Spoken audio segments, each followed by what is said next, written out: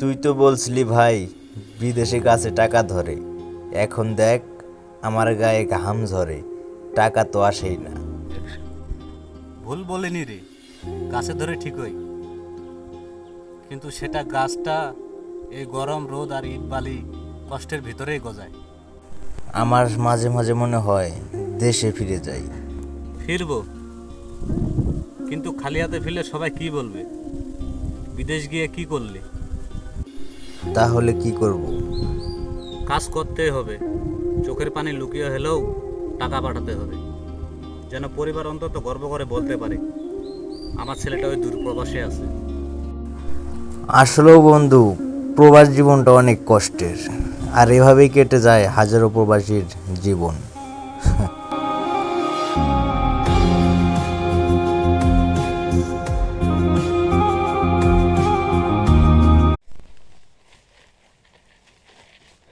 আসলেও বন্ধু, প্রবাস জীবনটা অনেক কষ্টের, আর এভাবেই কেটে যায় হাজারো প্রবাসীর জীবন। এটাই বাস্তবতা।